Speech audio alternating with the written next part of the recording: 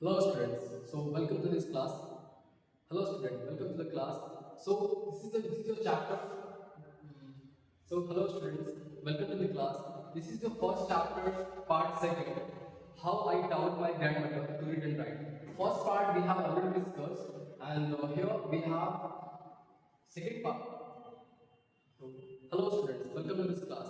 This is the first chapter of Kaveri. First part we have already discussed, and this is the second part of that chapter named Sudha Murthy. Okay, Sudha Murthy in the right. Hello students, welcome to the class. Hello students, welcome to the class. This is the first chapter from Kaveri. How I taught my grandmother to read and write, written by Sudha Murthy. So first part we have already discussed, and this is the second part. So let's begin with the chapter. Okay, I hope first part you have already watched, and let me give you some brief introduction of your first chapter. So, hello students, welcome to this class. This is the first chapter from Kaveri, How I Taught My Grandmother to Read and Write, written by Sudha Murthy. So, first class, hello students, welcome to this class. This is the first chapter. Hello students, welcome to this class. This is the first chapter from Kaveri, How I Taught My Grandmother to Read and Write, written by Sudha Murthy. Okay, so first. Hello students, welcome to the class. This is the first chapter from Kaveri, How I Taught My Grandmother to Read and Write. So first part we have already discussed. This is the second part. So I hope first part you have already watched. Let's see the first second. Well, hello students, welcome to this class. First part.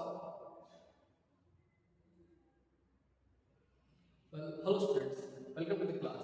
This is the first chapter from Kaveri, How I Taught My Grandmother to Read and Write, written by Sudha Murthy. So, first part we have already discussed, and this is the second part. I hope you have watched that first part. Okay.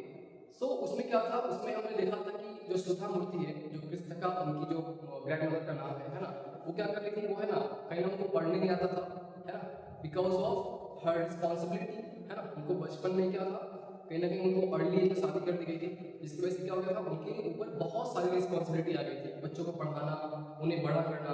That reason she was not able to study. So second part में क्या देखेंगे? Second part में देखेंगे I could not understand why my 62-year-old grandmother was telling me, a 12-year-old, the story of her life in the middle of the night. आपको पता होगा, हमने पिछले पार्ट में भी पढ़ा था कि जब जो ग्रैंड डॉटर है वो कहीं ना कहीं छत पे रिलैक्स कर रही थी, क्या होती है, ग्रैंडमदर ऊपर आती है और कहीं ना कहीं वो चाहती है उससे कुछ बात करना, अपने फीलिंग्स को शेयर करना, और उन्होंने शेयर किया था कि वो जो है पढ़ नहीं पाई बिकॉज ऑफ मेनी सर्कमस्टांसेस. सो यहाँ पे क्या हो रहा है, यहाँ पे वो बोल रही है कि मैं समझ नहीं पा रही हूँ कि मेरी जो ग्रैंडमदर है वो मुझे इतनी रात को ये स्टोरी मुझे क्यों सुना रही है, जो कि 12-year-old कहानी है, 12 साल पुरानी कहानी है. ठीक है, the story of her life in the middle of the night, in the middle of the night. ठीक है, but I knew I love her immensely, but इसको पता है कि अपनी ग्रैंडमदर को कितना प्यार करती है. ठीक है, and there had to be some reason why she was taking to me, और ये टॉकिंग टू मी, और ये एक रीजन है कि वो मुझसे क्यों अपने जो फीलिंग्स को शेयर कर रही है. ठीक है, I looked at her face, मैंने उनके फेस को देखा. It was unhappy and her eyes were filled with tears. वो बिल्कुल ही unhappy नजर आ रही थी और उनकी आंखें क्या थी, आंसुओं से भरी हुई थी. ठीक है, she was a good looking lady who was usually always smiling. वो एक good looking lady थी और बहुत टाइम तक अपनी वो स्माइल करते रहती है. ठीक है, even today, आज के दिन भी I cannot forget the warrior expression on her face. I leaned forward and held her hand. और मैं आज के दिन नहीं भूल सकती हूँ उनका जो एक्सप्रेशन था वो फेस पे, और क्या किया मैंने जो है अपना हाथ उनके हाथों पे फेरा. ठीक है, नेक्स्ट. अवा डोंट क्राई, मैंने बोला कि अवा don't cry, what is the matter, क्या बात है, can I help you anyway, क्या मैं आपकी मदद कर सकती हूँ? Yes I need your help, है ना. और grandmother replied, yes I need your help. You know when you were away, Karnveer came as usual. Karnveer क्या था, आपको पता था कि जो काशी यात्रा था कहीं ना कहीं क्या था, उसका एक सीरियल था, उसका एक पार्ट था, जो क्या होता था कहीं ना कहीं हर वीकली क्या होता था, ये रिलीज होता था. ठीक है, तो ये आपको पता है कि ये Karnveer came as usual मतलब कॉन्फ्लिक्ट था क्या था, एज यूजुअल आया, तुम जब चली गई थी, है ना, आई ओपन द मैगजीन, मैंने मैगजीन को ओपन किया। अच्छा, ये कहाँ गई थी? ये गई थी शादी है, पता है आपको, जब ये शादी में चली गई थी, ग्रैंड मदर क्या थी, अकेले, ग्रैंड मदर क्या थी इसकी, अकेले कहीं ना कहीं वो थी अपने घर पे, ठीक है। और उस टाइम क्या था, ये मैगजीन आया था बट ये पढ़ नहीं पा रही थी। So that's the thing she's saying here. I saw the picture that accompanies the story of Kasi Yatra and I could not understand anything that was written. अब जाहिर सी बात है, इनको पढ़ने तो आता नहीं है. So she was not able to read that serial, that Kanveer. Okay.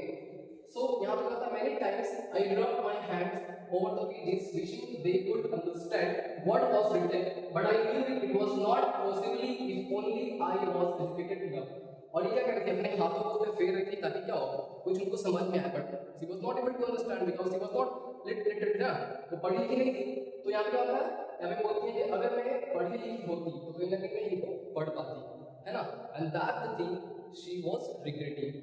I waited eagerly for you to return, मैं तुम्हारा बहुत ही बेसब्री से इंतजार कर रही थी कि तुम आती, and I felt you would come early and read for me, तुम आती अर्ली और मेरे लिए उसका करती, उसको रीड करती।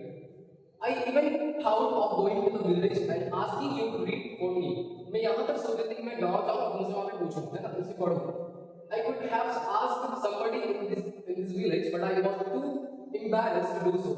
मैं इस गाँव में किसी से पूछ सकती थी, but I was embarrassed. Okay, I felt very dependent and helpless. मैं क्या थी, बहुत dependent फील कर रही थी और बहुत helpless, क्योंकि मैं मदद नहीं कर सकता था, ठीक है।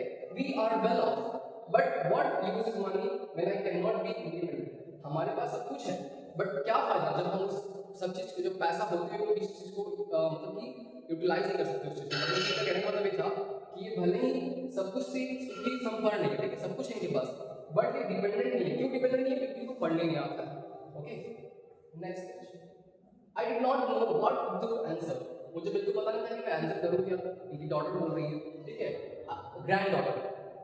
अब आप कंटिन्यू, वो बोलती नहीं, I have decided I want to learn the Kannada alphabet from tomorrow onwards. तो इन्होंने क्या डिसाइड किया कि मुझे है तुमसे कन्नड़ा अल्फाबेट सीखना है कल से, ठीक है।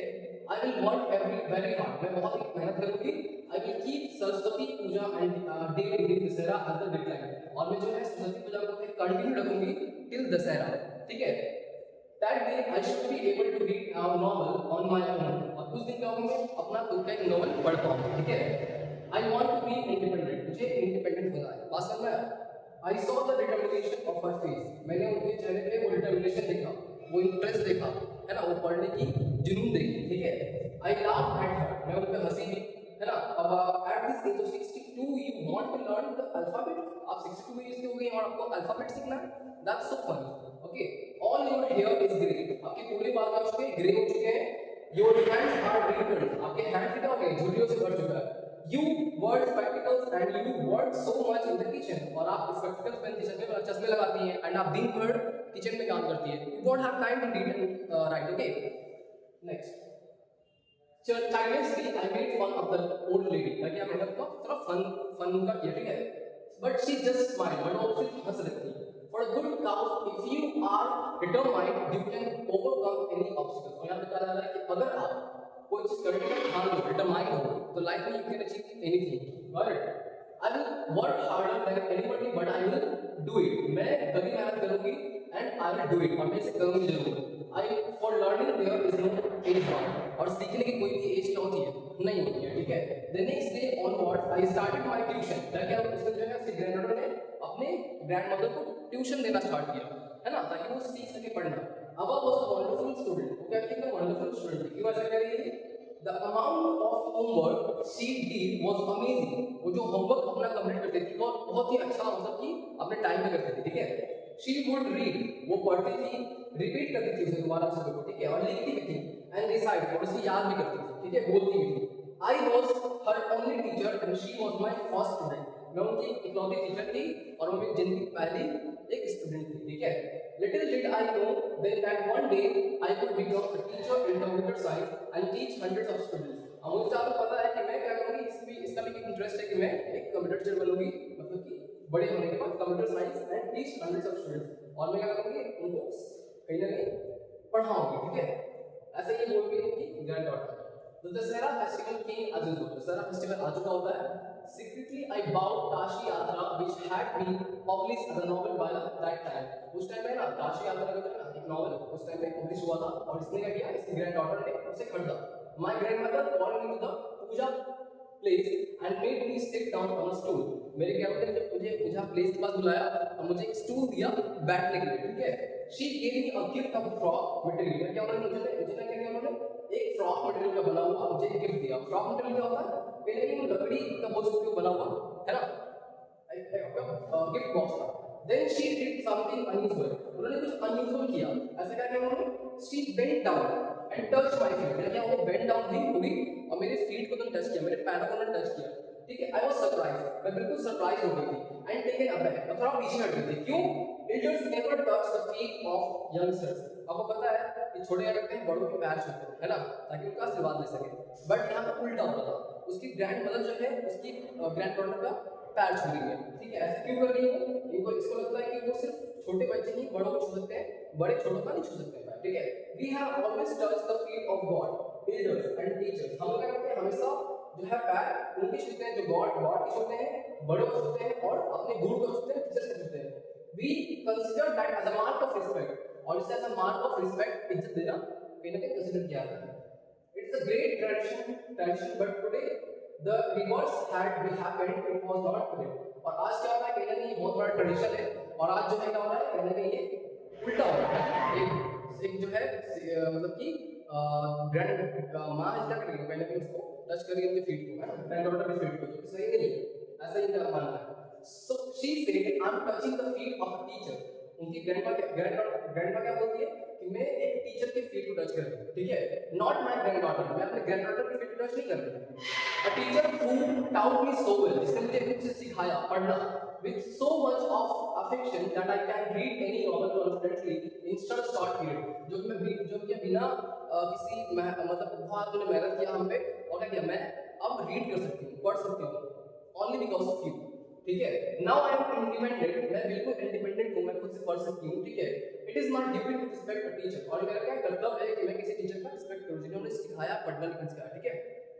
It is not written in our scriptures that teachers should be respected, और ऐसा कहीं नहीं लिखा हुआ है कि जहाँ पे टीचर्स को रिस्पेक्ट ना दिया जाए, ठीक है। Irrespective of the gender and age, उसके एज और किसके जेंडर के देखते हुए, ठीक है, ऐसा कहीं नहीं लिखा हुआ है, ठीक है। आई डिड रिटर्न हर नमस्कार to her by touching her feet and give my gift to my first student.